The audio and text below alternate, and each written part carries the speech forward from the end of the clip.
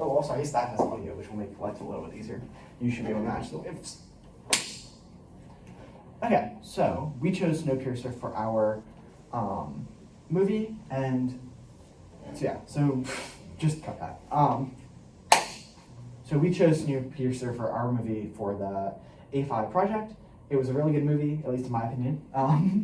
And so yeah, so the movie kind of goes over an alternate reality in the not so distant future, where the world needs to react dramatically to climate change, and to do so, they create a material called CW7 that they inject into the atmosphere. And the goal of CW7 is to decrease the temperature of the world. And it does this. The problem is that it does this way too well. And so it brings down the temperature of the world well below what is livable by humans. And we're told that it kills all life on Earth by the movie. And so we learn that the only life left is left on a train that was designed to survive the apocalypse and go around the world in a year. And so our story picks up where there are different types of people on the train, those who paid for tickets and are in the first classes, enjoying luxury, and those who did not pay for their tickets and are in the coach, which really has no amenities to speak of. That would be a good little breaking point. Okay, I'm just trying to do that so it's like very, like on the green thing, you know, like on the audio at the bottom, it'll like have this massive spike. And so it's easy to like cut, like know around where to cut, because if we're gonna have like 50 minutes or 30 minutes of recording. Just like scream, so I can keep the name bigger. Well, I'm trying, that's like, yeah. Okay, so do you want to start your argument? Oh wait, y'all. What? Do y'all want to talk about like just what we think the movie is? Like that it's an allegory? Sure, so do you want to say that? Sure. I can just say, or we can all talk. I feel like we don't need to be doing Well, this you all just- at you once. just But yeah, I'll talk. introduce it, and then if y'all have anything to say, like, say it. Yeah. Yeah, I really like this movie, and one thing I especially liked about it was how overt and obvious Bong Joon-ho, the director, was in everything he believes. And I think it's pretty clear to me that this movie is definitely allegory for our society and how uprisings can be used to change our traditional class structure. Yeah, and it really kind of speaks to whether or not there's value there, Mhm, right? for sure. Does that uprising really impact anyone beneficially? Does it, you know, is it to the detriment of all? Is it to the detriment of the poor? Or is Yeah. it really to the detriment of the rich? I did definitely find myself while watching the movie questioning what the director thinks of that uprising, because it's clear he's showing so many different sides of it, and it almost makes you wonder whether he thinks that uprising is a useful way to help society or not. Yeah, I mean, I think at least from my perspective, it seems like going to the end, right? We see that there's really no success in the uprising. But maybe the pursuit of the uprising makes people happy. Maybe. I also think there's definitely something to be considered in after the uprising, repopulating the earth. You see those two people surviving and going out. I think the question of whether they can recreate society outside would really point towards the uprising being useful. Yeah, and I think something that's important to remember in what you're saying is that we do learn at the end of the movie that there is a polar bear outside. For sure, that's a big piece. And so that revelation really means that the earth must not be so uninhabited. And at no point really, it's highly unlikely that at any point it actually was at the temperatures described, because if that was the case, then nothing would have survived. And the animals that would survive, or the animals that would have like regrown, would be so dramatically different. But since this is just instantly recognizable as a polar bear, it kind of implies that significant parts of the food chain were not interrupted by this deep freeze. And so it kind of questions the authority of Wilfred, as he's the one giving all these people the information, that all the information that they have, and telling them even to this day that the earth is unsurvivable. I do think the director really wants us to be very skeptical of Wilfred. You find that you really don't know what he says is true or not, and the fact that he even created this train specifically built to like survive a big global cooling makes you wonder what role he had in this apocalypse. Yeah, and I don't think, at least it's explicitly stated, that it is about, that it's prepared for global cooling, but It does funnel water from ice though. this is true. It has quite a few of magically correct tools, Called the Snowpiercer. It almost makes you wonder But, you know. if this was all, planned yeah. by the rich. Ooh, that's a good point. I mean, he is And then it quite ended well. up backfiring on them if it was planned by the rich. I feel like it's interesting that like only after ditching all of their like class structures and power structures are they able to survive in the world again. And the two kids going out to find like the polar bear and stuff, and then they're gonna like live. It's like sort of like a rebirth of society. Yeah, so I think there's definitely value there. But then it goes back to the question, is the rebirth of society from those two people worth it? Is the result of this uprising really beneficial to anyone? Is it beneficial to just those two? Or is it really just a negative to everyone that, you know, these people who didn't pay for their right to live are now the reason why everyone's dead? I feel like it leaves it on a cliffhanger. You're like, so we don't know what's gonna happen like after. So it's like it just leaves it as like a question. Like if they succeed, then yeah, it's beneficial to everyone because they're starting the society over again. But if not, then it was just a waste. But is it though? I mean, if the argument is that if you can make a population outside the train, but only two people survive, and even assume that they do procreate to create a society, a full-fledged society outside of it, is that truly that beneficial? I mean, from a significant perspective, like, those people aren't better off in many ways, right? Like, inside the train, for all that we see of the poor people, and it was, you know, horrific for them, the rich were, like, having quite a nice life. Like, and it's highly unlikely that at least in the next generation or two, that those type of amenities, you know, from a sauna to sushi to all those different things, is going to easily be brought back to the earth. Yeah. And so, you know, there's a value in maybe saying that there's an external society now to the train, but is that society safe, or, you know, is it better? And I think it's fair to argue that no. Let's look at the complete opposite perspective though. And like almost from a utilitarian standpoint, even if they do fail, is that still a good thing? Is it good to have all of these people suffering in the train rather than have people fail, like cease to exist entirely? Yeah, I think that argument actually is a great argument to have. And that kind of goes back to the idea that the rich really want to have this ratio that exists. And it doesn't make sense. Like it practically doesn't make sense. From a utilitarian perspective, from an emotional perspective, from the knowledge that they plan these uprisings, it really doesn't make sense, right? Like, you know, to keep the poor at a manageable level, like that's pretty intelligent. When the poor become such, you know, outnumbering the rich, you know, to these massive numbers, right? Like we see these multiple cars of just housing of the poor, right? Where they're all crammed in. And we really don't see that for the rich. We see, you know, some, like a few hundred probably total. Maybe a few thousand, but still like nowhere on the scale of the poor. And so, you know, we see this value of children from the poor, but it's really a rich decision to keep the ratio between the rich and the poor that creates that problem versus, you know, there really is no need for there to be that many poor people there. Yeah, but then the same can be said about like our modern day society. So if the train was supposed to act as an allegory, like what does it say about our society? We technically have more poor people than we do have rich people. You know, it's the top 1%. It's only 1% of the population or 1% of the people who have money. So even in that kind of sense, it doesn't make sense why we have so many people living in these like squalor conditions. So if we were gonna continue that on a train, of course we'd have more poor people than we have rich people. Yeah, so I think there is two different things that I would provide, because you're right, this is a movie, right? It's fiction. It has no, it's not as though, you know, in 5 years this is actually. Yeah, it doesn't need to make sense. Yeah. But in the same argument, one, I think that it's a little bit unfair to categorize it as 1%, right? Let's realistically call it 20. Yeah. 20%.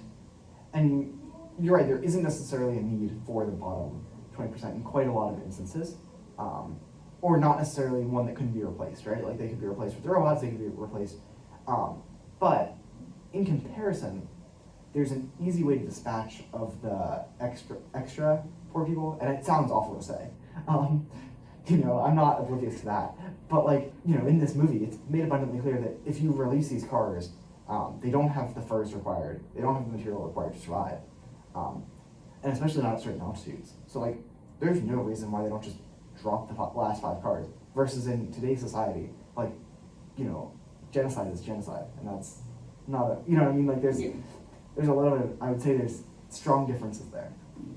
They do need the children, or they They need the do poor need the people to children. create children. Yeah. This is true. Wilfred says it himself, that he says the people, I forget exactly how he refers to them, I think freeloaders. He says they're useful, they're really good at creating children, which he needs to replace parts for his engine that are going extinct. Yeah, and that definitely is important, but there definitely also leads to the question of like how many children are required. Like Yeah. we see them take one child out of like what looks like 50, 60, like they have a massive pile of them. Not pile, Yeah. grouping of them. They showed us one instance of them just taking 2 children. We have no clue how many children they take on a Yeah. regular basis. We only see it happening once. And it also looks like only the children from one car that are around the Yeah. It doesn't look like all the children there. That's and true. then like assuming we don't, so in the movie we only see like 2 of the kids actually working. Mm-hmm. Assuming how many people were like in the little education cart with the teacher, that was almost like a full elementary class. So obviously they probably need that many kids, or they would have killed the rest of them. So they would have selectively either taken a few or just killed the ones that they don't need. So in having a surplus, in case one of the children dies or in case both of them die, they have enough children because they don't value them. So they're just like tools to them. So they have enough spare parts in case something does go wrong. Yeah, and I think that there's actually a great argument there that kind of brings us to a point about whether or not the first class passengers kind of view the children of the poor as fungible, right? So like whether or not those children have any unique characteristics that make them valuable, or if really they're just, something like a phone where they can be interplaced replaceably, and there's really no emotional attachment. There's no reason to choose one over another, except for maybe, really nothing there. There's really no reason to choose one over another. They're exactly the same. And I- It's sort of both. They both value them, yet they don't value them because they know that if they have to keep up this like strategy of keeping the poor people because apparently they're the ones making the most children. So they keep that going, and they also just keep mistreating the children and putting them in the trains and stuff. And so they do that because they have to, but they also do that because they value the children and they value like their worth. However, this is like the idea of like that they value the children yet they don't care about them at all is sort of like highlighted when Tilda Swinton's character says like order is the barrier that holds back from like frozen death. We must all on the train of life keep in our allotted station.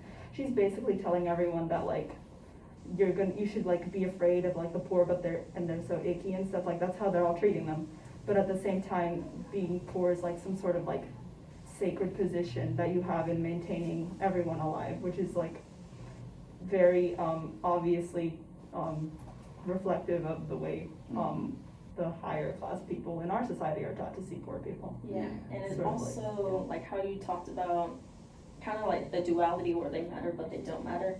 That's also shown in the not poor people, in the rich people, because when the one guy was chasing them through the saunas, he killed a poor woman. Yeah. He killed the poor people, and he also killed a rich woman. And when the guard tried to interrupt him, he also killed the guard. So even the people in a higher standing, they don't really matter. None of the guards stopped Miss Swindon's character from being shot.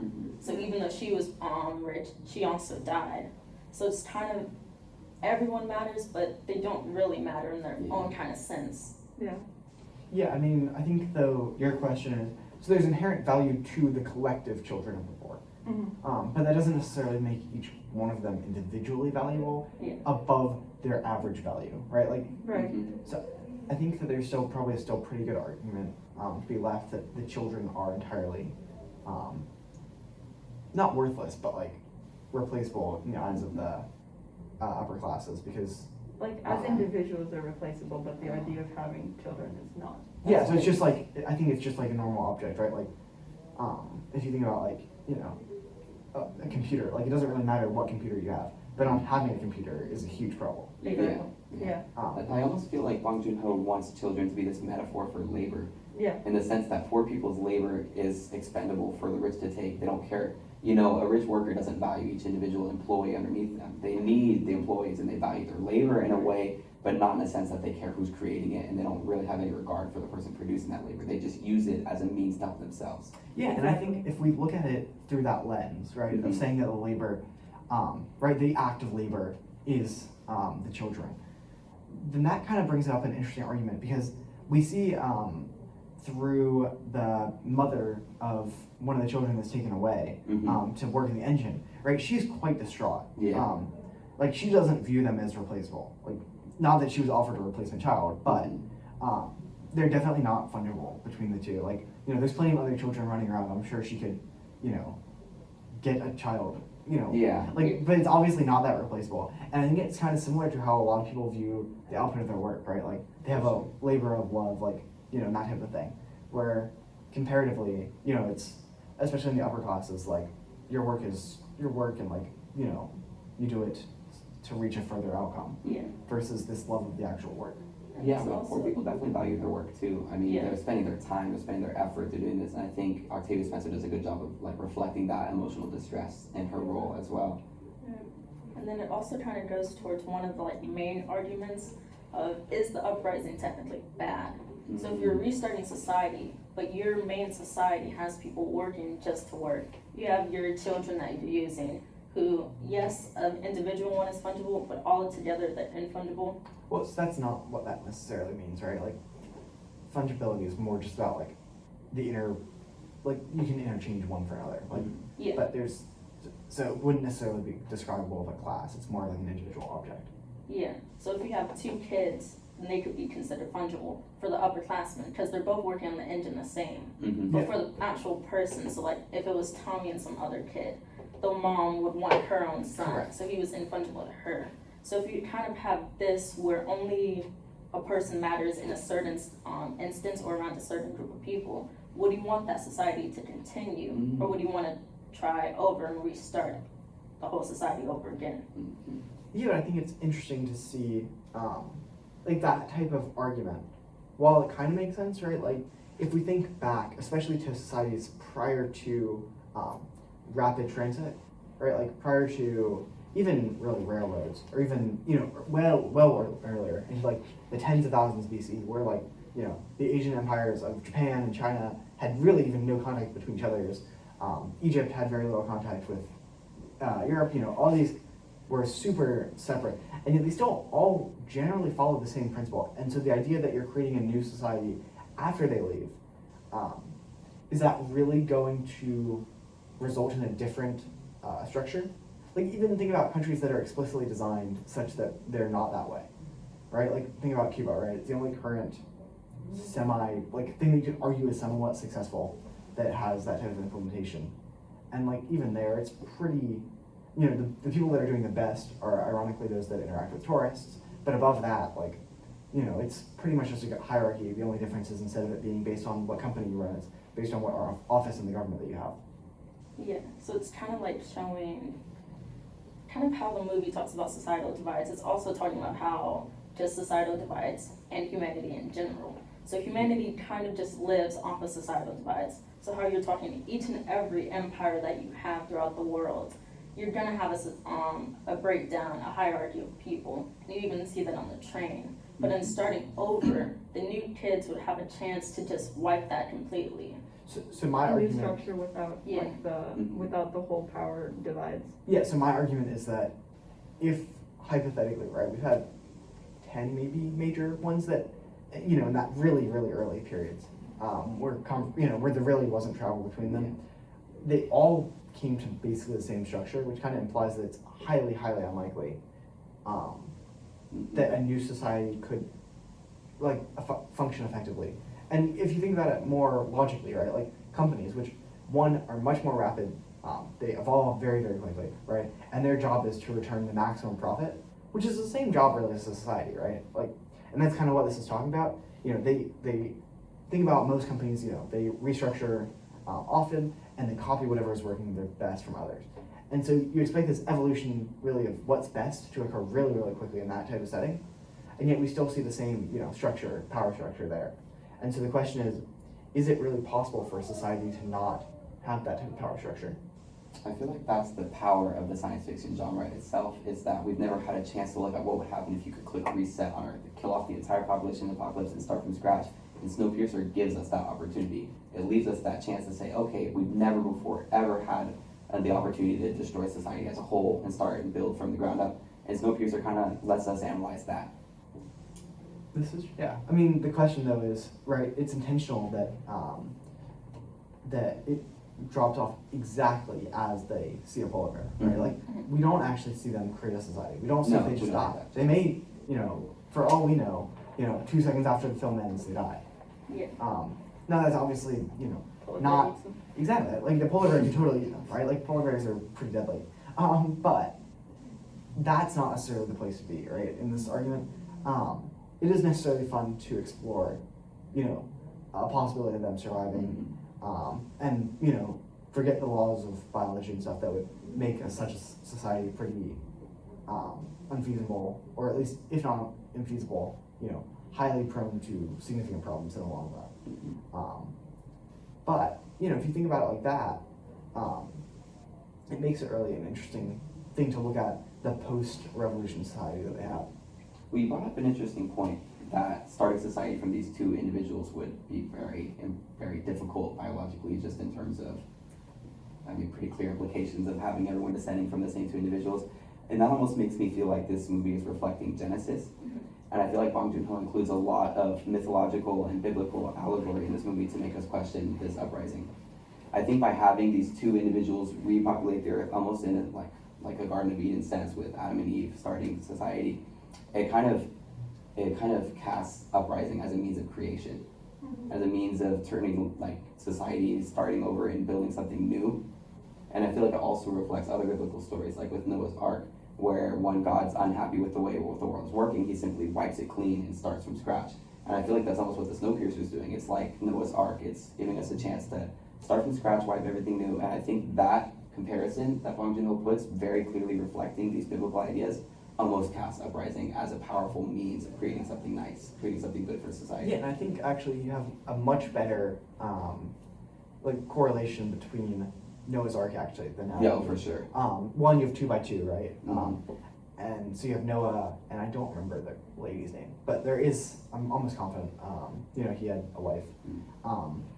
And so that would, kind of correlate there to, more, you're repopulating the earth from a different society, right? Because the story of Noah is that, he was tasked with finding 2 good people, or, he says, I'll find 100 good people, he can't find them, you go all the way down to finding 1 good person, and he can't do it in the city. And so that's what leads to the flood.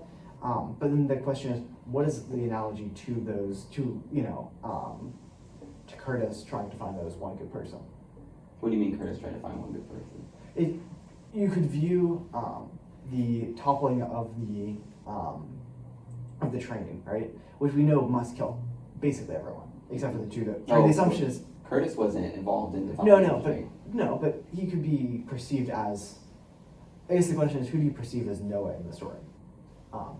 If you perceive Curtis as it, I think Namgoong plays a better role as Noah. He's the one who conceives this idea of, we don't like this system, let's burn it off and start from the ground up. And he's the one that actually knows that you can go outside, because he's the only one that's been tracking it. I take that back. It almost paints Namgoong as the Old Testament God, Yeah. as the one who Yeah, decides exactly. I was that gonna Earth say. is raising. because Noah's Yeah. kind of fighting Mhm. against the, and that's actually exactly what Curtis does, right? He says, "You're crazy. No, let's Yeah. keep it as it is. It might be flawed and it might be broken, but we should keep it as we are." And so I think The Old Testament, Noah ultimately follows God in making the this ark. is true. But Curtis never agrees with what Namjoon says, that they're able to live outside. Yeah. In a specific scene when they were talking before he opened up the gate, he kept calling him crazy. Yeah. Yeah. Oh, you're just smoking the stuff.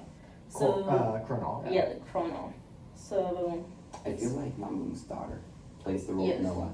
It almost, because she does end up listening to him, and she has no reason to believe anything he says, but she has that piety, respecting her father, and listens, and that it almost mirrors what the Bible wants us to think in terms of okay, as much as you think this is crazy, Noah, you still have to respect what God tells you to do and trust that it'll work on the end. And she does that. Yeah. Okay, we can cut there, that's Yeah. okay. That was 30 minutes of record. I want to that cut the was record. around 25 minutes. Okay, yeah, and we've got little cuts we can make. That was a while. Okay, is there anything else that we want to record?